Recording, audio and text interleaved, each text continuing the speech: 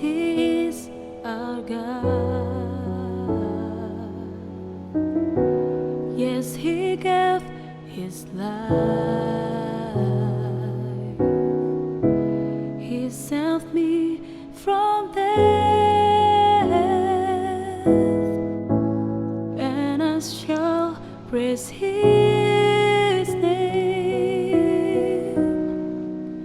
Praise Him. All the nations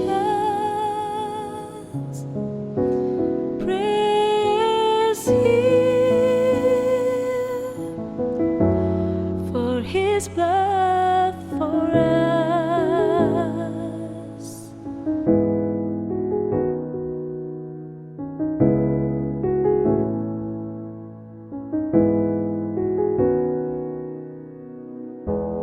Yes, He is our God. Yes, He gave His life. He saved me from death, and I shall praise His name. Praise Him. All the nations praise Him, for His blood for us. Praise Him. All the nations praise Him, for His blood for us.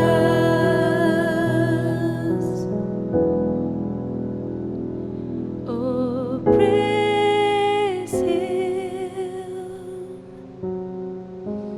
Oh, praise Him. Oh, praise Him. Sing hallelujah.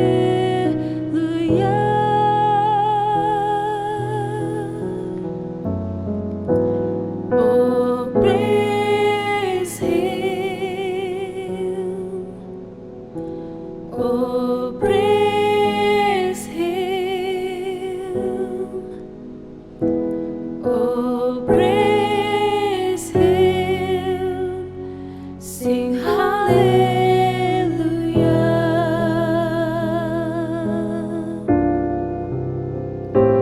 Oh, praise Him. Oh, praise Him.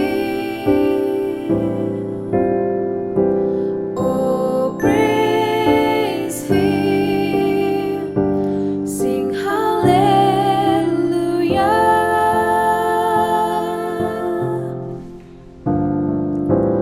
Oh, praise Him. Oh, praise Him. Oh, praise Him. Sing hallelujah.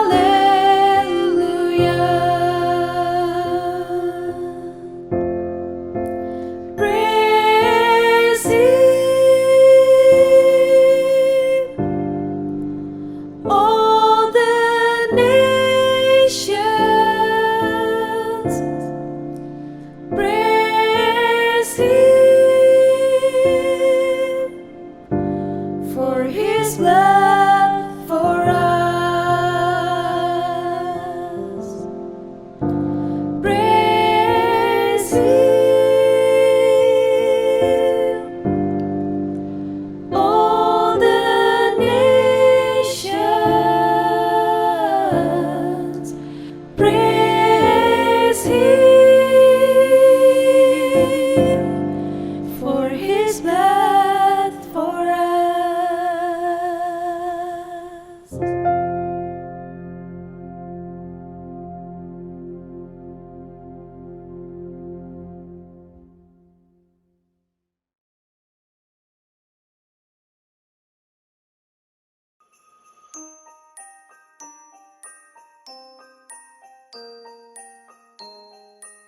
Shalom Bapak Ibu Saudara yang dikasihi Tuhan.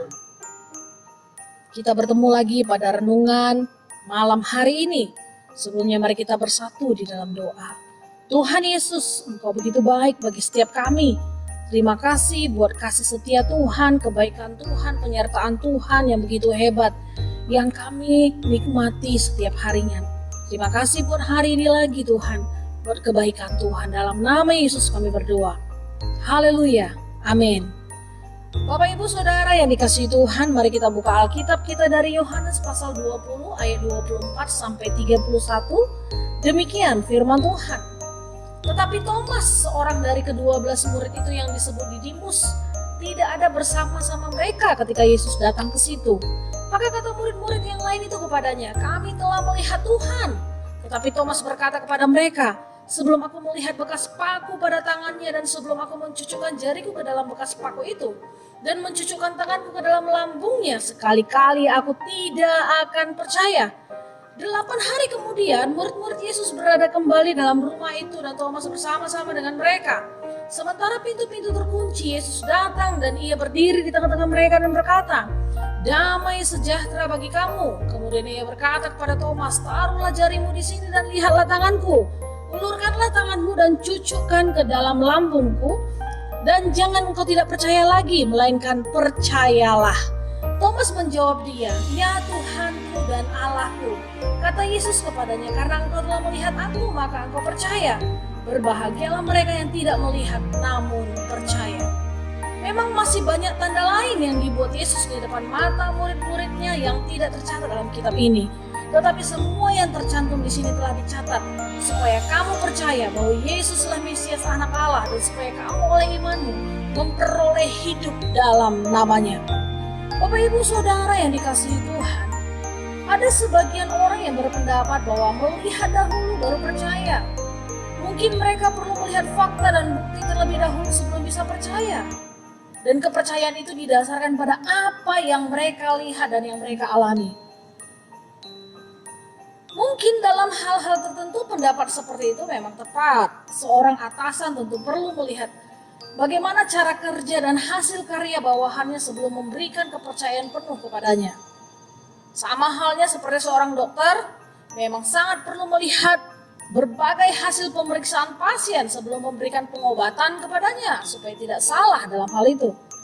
Atau seorang penyidik di bagian hukum perlu melihat bukti-bukti dengan akurat dan jelas sebelum menetapkan siapa sebenarnya yang menjadi tersangka. Walaupun demikian, kita harus menyadari bahwa pandangan itu tidak dapat ditetapkan pada semua hal.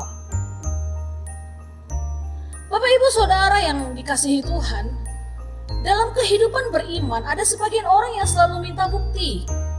Sama seperti Thomas, kalau tidak melihat fakta dengan matanya, bukti yang masuk akal, mungkin mereka tidak akan percaya. Thomas adalah orang yang seperti itu. Ia tidak hadir pada saat Tuhan Yesus menampakkan diri kepada teman-temannya. Ketika mereka memberitahukan kepadanya bahwa mereka melihat Tuhan Yesus yang telah bangkit, Thomas merespon bukan dengan bersukacita dan dengan percaya, tapi melainkan ia mengatakan, "Sebelum aku melihat bekas paku di tangannya, sebelum aku mencucukkan jariku ke dalam bekas paku itu dan mencucukkan tanganku ke dalam lambungnya, sekali-kali aku tidak akan percaya." Mengapa Thomas tidak percaya bahwa Tuhan Yesus sudah bangkit?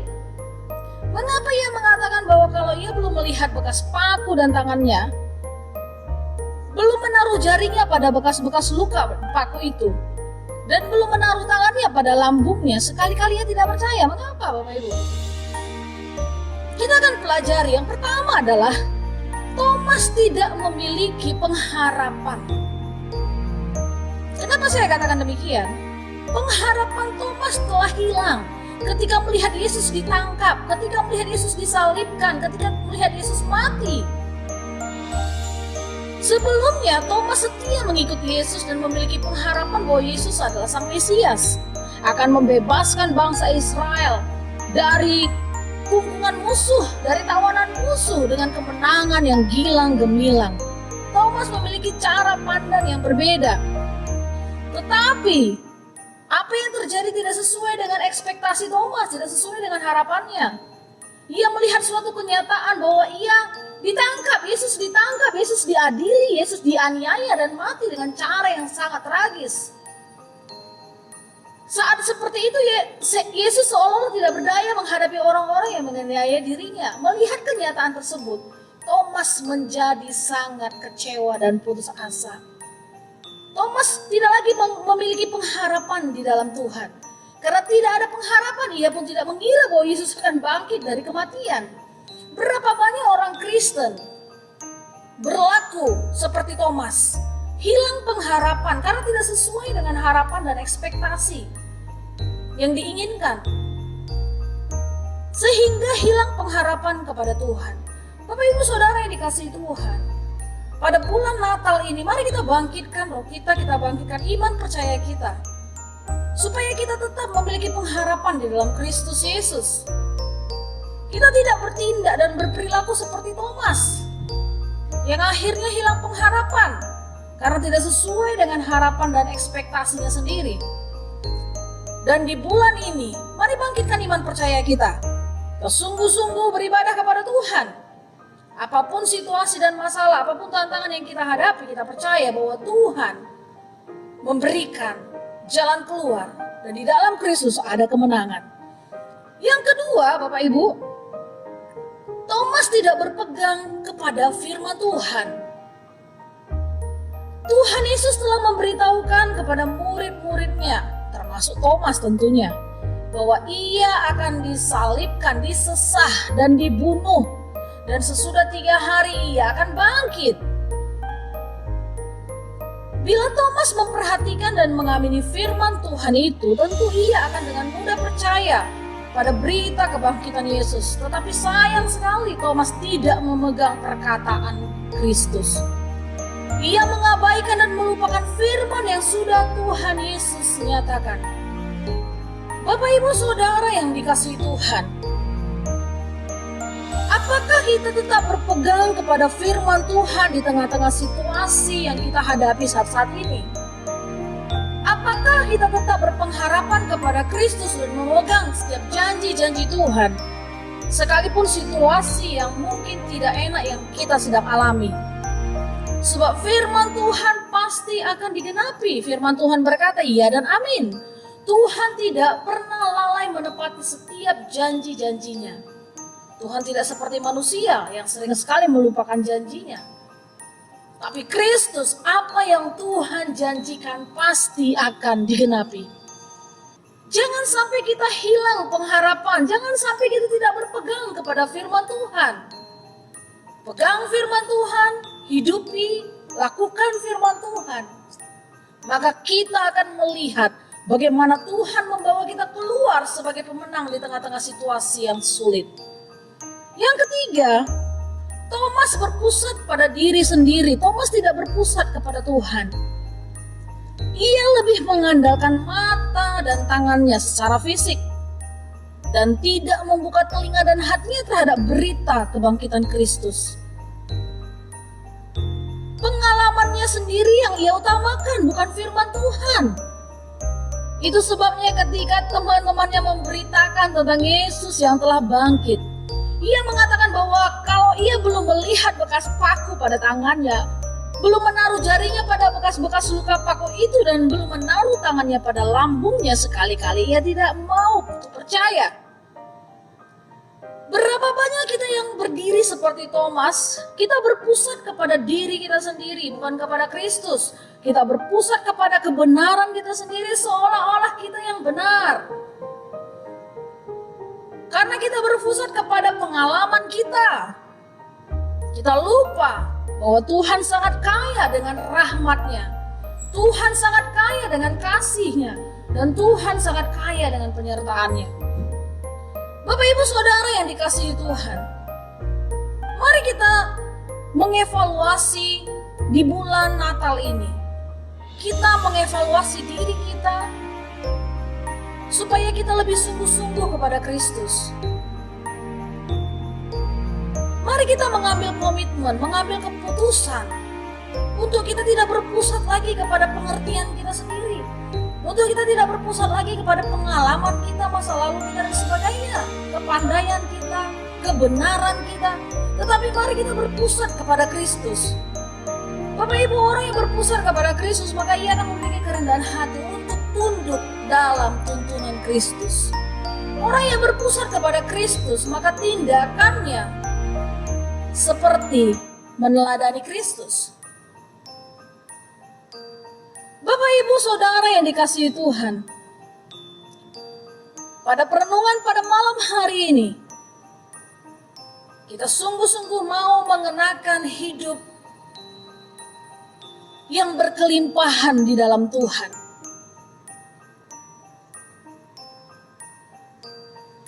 Kita mengenakan hidup yang sungguh-sungguh mau percaya kepada Tuhan. Alami Dia dalam hidup kita setiap hari. Tantangan sebesar apapun yang kita sedang alami di musim-musim ini mungkin memang sangat tidak mudah yang akan kita lalui. Tapi percayalah bahwa Tuhan kita sangat sanggup melakukan tanda-tanda mujizat. Dan percayalah Bapak Ibu, engkau akan mengalami mujizat itu juga.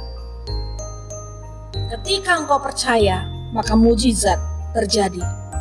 Mari kita bersatu dalam doa. Tuhan Yesus, terima kasih buat firman-Mu.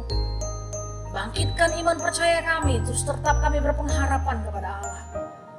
Janji Tuhan ya dan amin, dan tidak ada satu kali pun apa yang Kau janjikan tidak tergenapi. Segala sesuatu yang Engkau firmankan terjadi. Terima kasih Tuhan. Kami melewati malam ini, kami melewati hari-hari kami, dan khususnya di bulan Natal ini kami bangkitkan lagi roh kami dan menaikkan komitmen kami untuk sungguh-sungguh memiliki pengenalan, untuk sungguh-sungguh memiliki hubungan secara pribadi dengan Allah kami. Dan kami siap meninggalkan tahun 2021 dengan sukacita yang melimpah-limpah. Dan kami siap memasuki tahun 2022 dengan visi yang daripada surgawi. Masuk dalam kekudusan dan ketaatan bersama dengan Kristus. Terima kasih Tuhan, dalam nama Yesus kami berdoa dan mengucap syukur. Haleluya. Amin. Puji nama Tuhan, Bapak Ibu Saudara yang dikasihi Tuhan. Shalom.